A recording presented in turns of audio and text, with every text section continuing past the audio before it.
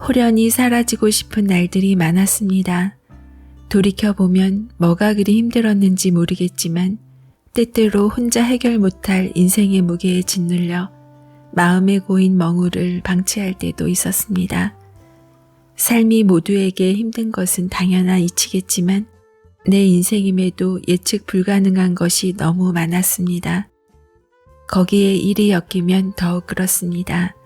분명 열심히 하고 있는데 왜 이토록 위태롭게 느껴지고 마음 한쪽이 아리다 못해 휘청일까요? 치열하고 버거워 방황으로 채워지는 일터의 시간은 여기저기 부딪혀 인생이라는 문제지에 정답 없이 흐릅니다. 그럼에도 조금씩 중심 잡아가면 알 수 없는 미래와 냉담한 일터 사이에서 두려움 너머의 감미로운 성장을 맛볼 수 있었습니다. 우리는 그 시간의 흐름 속에 내가 다치지도 지치지도 않을 일의 의미를 찾아야만 할 겁니다. 그 일터에서 내 시간을 사랑하고 장악하려면 무얼 이렇게 인내하고 감당해야만 할까요? 열망을 가지고 있다면 현실의 고통을 뛰어넘을 수 있을까요? 안녕하세요. 미소영입니다. 오늘 함께 읽어볼 책은 이청한 에세이 너의 사회생활이 힘들지 않았으면 좋겠어입니다. 아무리 열심히 해도 위태롭고 휘청이는 당신의 곁에 있고 싶다는 저자의 따스한 마음이 느껴지는 책인데요. 저자는 이 책에는 물음에 대한 해결 방안이 없다고 말합니다. 다만 사회생활에 지쳐 힘들 때 꺼내어 펼쳐보면 생각의 방향을 조금 더 나은 쪽으로 비틀어 볼 수 있을 거라고 말합니다. 호련히 사라지고 싶은 날이 생겼을 때 당신의 사회생활이 덜 힘들기를 바라는 마음으로 저자가 사회생활을 하면서 똑바로 서기 위해 몹시도 어렵게 흔들렸던 경험을 들려줍니다. 이 책의 차례는 1부, 일이 당신을 속일지라도, 2부, 일의 정답 없음이 정답, 3부, 일터로 소풍 가듯 향할 수 있다면, 총 47개의 에세이가 실려 있습니다. 오늘은 에필로그와 몇 곡지를 선정해서 들려드릴게요. 편안하게 들어보세요. 그럼 책 속으로 들어갑니다.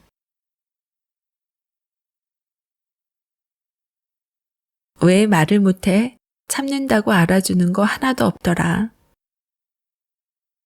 식욕 부진의 늪에 빠진 적이 있었습니다.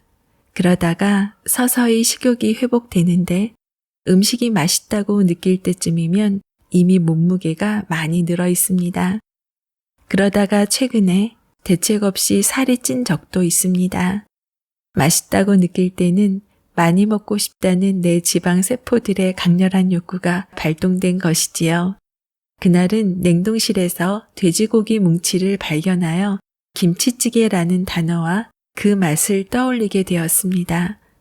순간 침샘이 확 자극되며 김치찌개가 먹고 싶었습니다.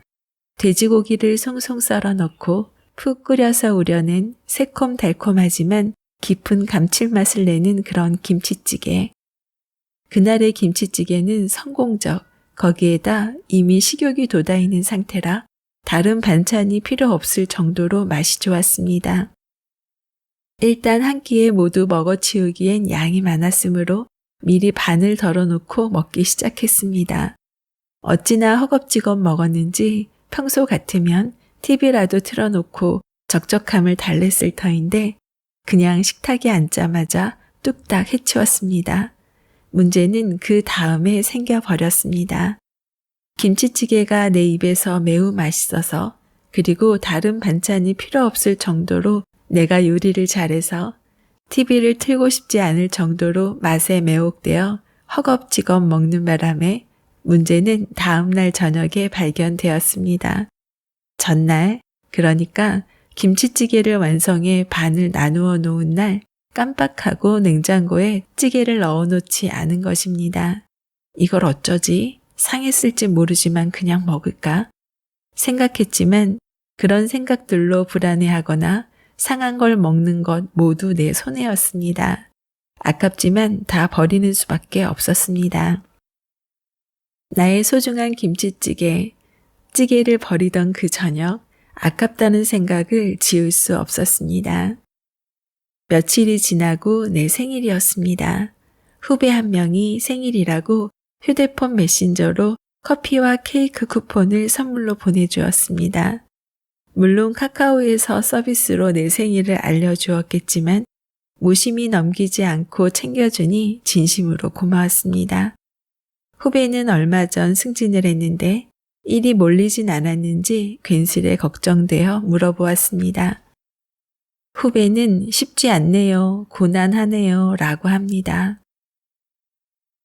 직급이 올라가고 일을 더 많이 맡아서 배우며 하는 것은 좋겠지만 스트레스나 압박은 늘지 않았으면 좋겠는데 고난이라는 표현을 하다니 구체적인 상황을 듣지 않더라도 조금 속상한 마음이 들었습니다. 메신저에 이렇게 입력했습니다. 사람은 누구나 말을 해야 알더라고. 힘들면 말을 해야 돼. 참고 있으면 상대방은 몰라. 영화 리틀 포레스에는 이런 대사가 나옵니다. 아무 말도 안 하고 상대방이 알아주길 바래? 말 안 하고 참는다고 알아주는 그런 거 하나도 없더라. 내뱉고 싶을 때 내뱉어야지 속에 독이 안 쌓인다고. 말을 뱉고 나서 끝까지 참을 걸 괜히 말했다고 생각한 적이 있었습니다. 나는 문제가 생기면 숨거나 회피하기보다 정면 돌파를 택하는 쪽입니다. 그렇다고 싸우는 것을 즐기진 않는데 꼭 해야 될 말이라고 판단했다면 참고 앓느니 저지르고 아파하는 쪽을 택했습니다. 후회했다고 생각했지만 참았더라면 더 많이 후회했을 것입니다. 참지 않고 말한 쪽이 후련했습니다. 결과는 내가 책임지면 됩니다.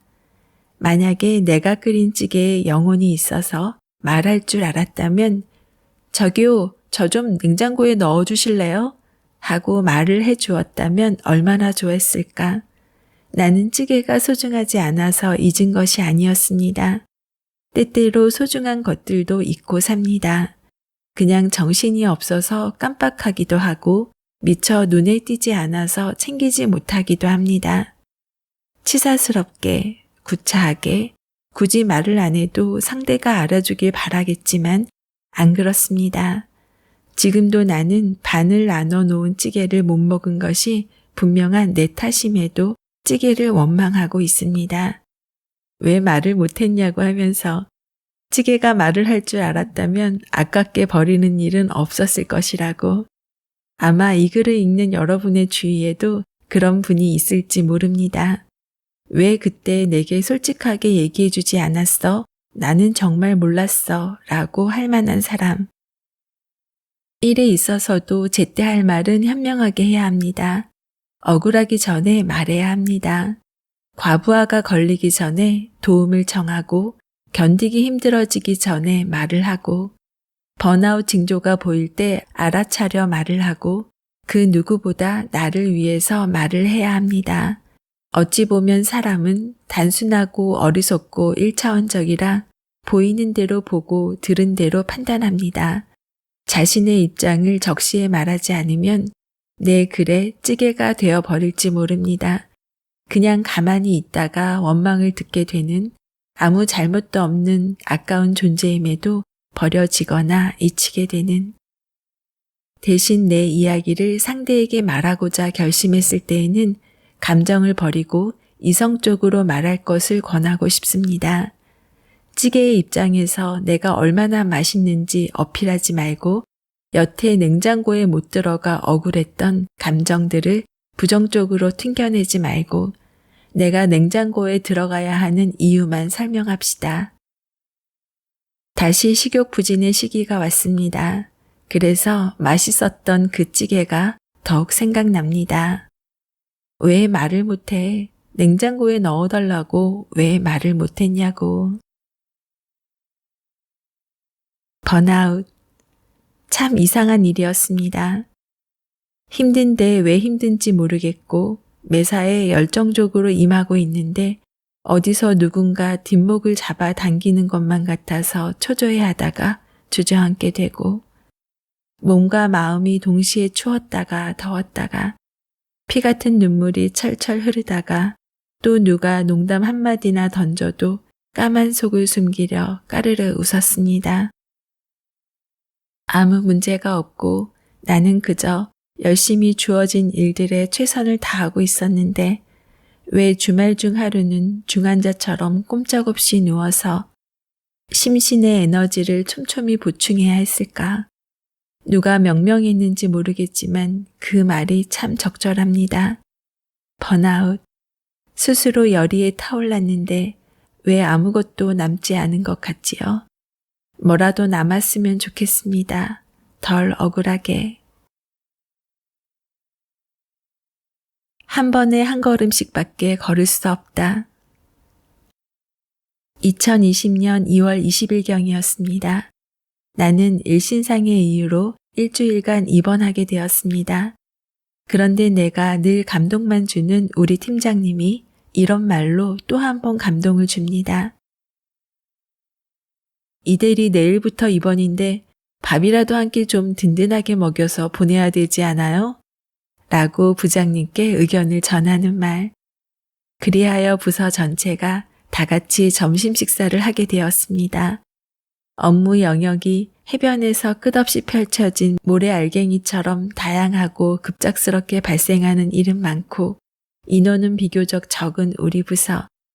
내가 없는 일주일 어찌 보낼지 참으로 걱정되기만 했는데 다들 내 걱정을 얼마나 해주었는지 너무나 고마웠습니다.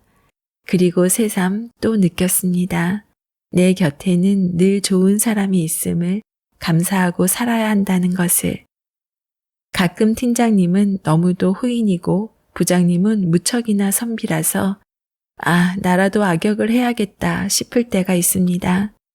부서 간 이해관계가 얽힌다거나 나라도 좀 드센 척하지 않으면 안 될 것 같은 상황에 놓일 때 말입니다.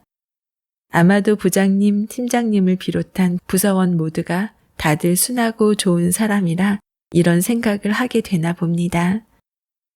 그날 다 같이 점심을 먹고 사무실로 들어오는데 이제 막 횡단보도 신호가 빨간불에서 파란불로 바뀌었습니다. 아마도 그때 그 질문을 던진 건 팀장님이었을 겁니다. 다들 건널 수 있어요?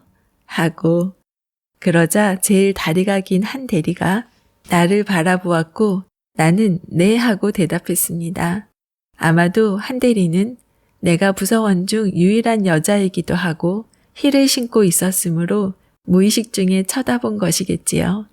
그렇게 다 함께 길을 건너다 보니 어느새 파란불이 깜빡깜빡하며 곧 위험한 빨간불로 바뀔 조짐이 보였습니다.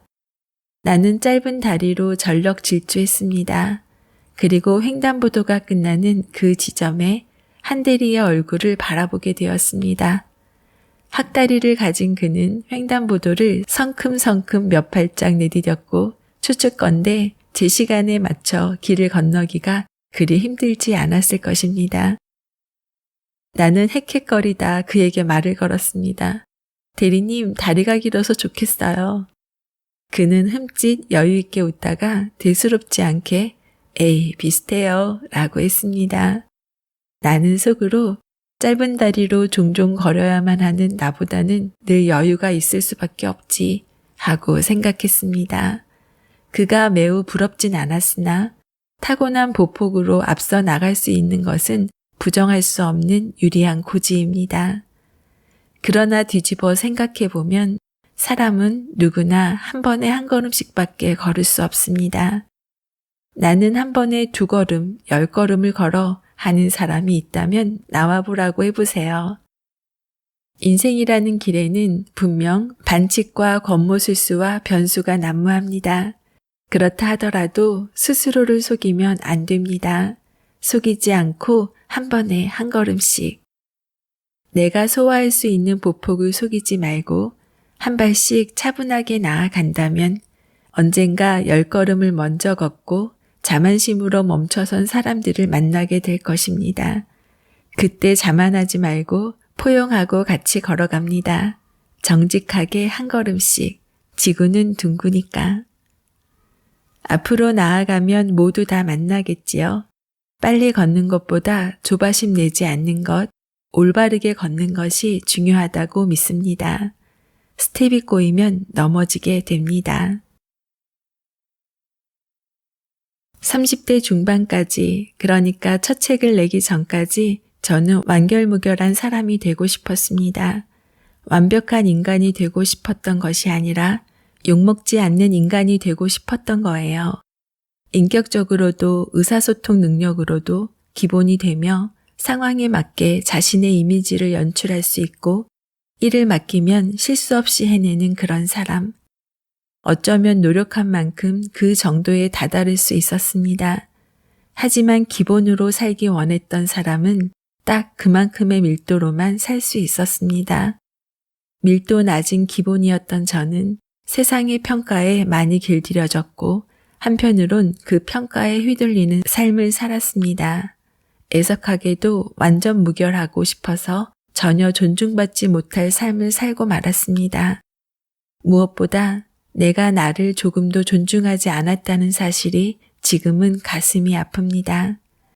그동안 저는 완전히 이뤄내지 못하리란 판단이 서면 재빨리 포기했고 재능이 뛰어나다는 평가를 받는 영역이 아니면 발 담그기를 외면했습니다. 삶의 주도권을 내가 아닌 타인의 판단에 맡길 때가 많았고 그래서 아프고 힘들었습니다. 그러나 돌이켜보니 저는 참 성실한 인간이었습니다. 갑자기 생이 종료되어도 큰 아쉬움이나 미련 없이 손을 툭툭 털고 참 즐거운 소풍이었다고 말할 수 있을 것만 같거든요. 목표나 목적이 확실하고 탁월한 인간은 아니었지만 하루도 빠짐없이 매사에 최선을 다했습니다. 그것만은 자부심을 가질 법해요. 그래서 스스로에게 당당합니다. 그리고 그 성실의 순간들이 쌓여 지금의 나를 만들었다고 생각합니다. 이제는 흠이 있는 사람이 되기로 했습니다. 그리하여 오히려 제 삶의 밀도를 지킬 겁니다. 낯선 환경으로 계속 자신을 끌어넣어 진짜로 일을 즐기는 사람이 되어 보려고 합니다. 그런 사람들이 만들어갈 세상이 우리를 진정한 풍요로움으로 이끈다고 생각합니다. 어쩌면 힘들지 않은 사회생활이란 마법사가 나오는 영화에서나 가능한 판타지일지 모릅니다. 완전하고 한결같은 건 없으니까요. 그렇다면 우리 아름다운 불가능을 갈망해요. 세상 속으로 지워지지 않으려고 발버둥치는 스스로를 안타까워하면서도 사랑해 주어요. 오늘 이청한 에세이 내용 어떠셨나요? 학교 생활을 마치고 사회생활을 시작할 때 겪게 되는 상황은 솔직히 모두 힘듭니다.